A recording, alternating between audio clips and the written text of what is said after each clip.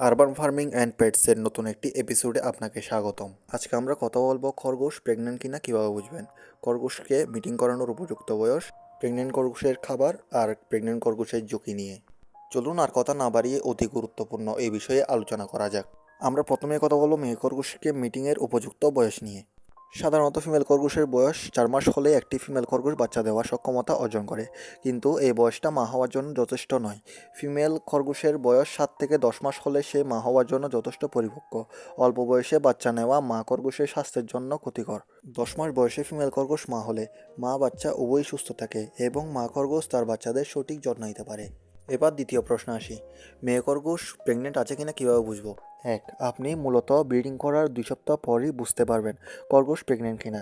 Female খরগোশ pregnant হলে তার পেট স্বাভাবিকের তুলনায় ফোলা মনে হয় এবং আপনি তার পেটে হাত দিলে গোল গোল কিছু অনুভব করতে পারবেন, যদিও ধরাটা উচিত নয়। 2, আপনার ফিমেল খরগোশ আপনার থেকে দূরে দূরে থাকার চেষ্টা করবে। ধরতে গেলে বা কুলে নিলে সে শব্দ করবে, অর্থাৎ সে ব্যথা পাবে। কুলে নিলে তাই এমন করে। 3, খরগোশের স্বাভাবিক অবস্থা থেকে গর্ভাবস্থায় তুলনামূলক ওজন বৃদ্ধি পায়।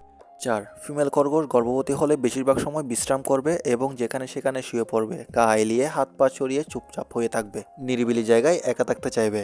মা খরগোশ এই সময় অনেক দুর্বল হয়ে পড়ে। 5, ছেলে খরগোশটা ওর আশেপাশে দেখলে মুখ দিয়ে আওয়াজ করবে, কাউকে ওর নিজের কাছে আসতে দিতে চাইবে না, এমনকি কেউ ওকে ধরলে আঁচড় দিবে, কামড় দিবে, এমন আচার আচরণ দেখা যাবে। 6, লক্ষ্য করলে দেখা যাবে খরগোশ তার বাচ্চার জন্য নিরাপদ স্থান খুঁজে বের করতে চেষ্টা করছে। খরগোশ যেখানে নিরাপদ বলে মনে করবে সেখানে বিভিন্ন জিনিস জড়ো করবে।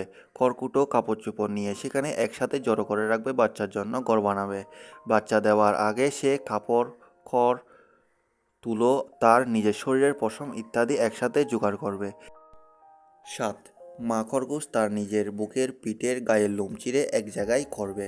অনেক সময় খরগোশের কাছে যদি মনে হয় লোম পর্যাপ্ত নয়, তবে তার আশেপাশে থাকা অন্য খরগোশকে কামড়ে তার গায়ের লোমও চিরতে পারে। এখন আসা যাক গর্ভবতী খরগোশের খাবার ও গর্ভবতী খরগোশের ঝুঁকি নিয়ে। আমি এখানে চেষ্টা করেছি গর্ভবতী খরগোশের ঝুঁকি ও গর্ভবতী খরগোশের খাবার দুইটাই পয়েন্ট টু পয়েন্ট আপনাদেরকে বুঝিয়ে বলার জন্য। তবে চলুন শুরু করা যাক।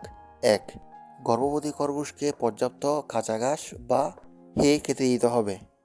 2, আপনি চাইলে আপনার ফিমেল খরগোশটাকে রাতের বেলায় এক মুঠ পরিমাণ গাভীর ফিড খেতে দিতে পারেন। 3, মৌসুমি নিরাপদ সবজি ও ফলমূল আপনার ফিমেল খরগোশটিকে খেতে দিতে পারেন। 4, একটি পরিষ্কার পাত্রে সবসময় পরিষ্কার পানি সরবরাহ করতে হবে। 5, গর্ভবতী খরগোশকে কোনোভাবেই আনারস খেতে দেওয়া যাবে না, এতে করে তার গর্ভপাত হওয়ার খুবই বেশি সম্ভাবনা থাকে। 6, সবসময় পরিষ্কার পরিচ্ছন্ন জায়গায় রাখতে হবে। 7, ভুলেও এই সময় কৃমি ওষুধ দেওয়া যাবে না।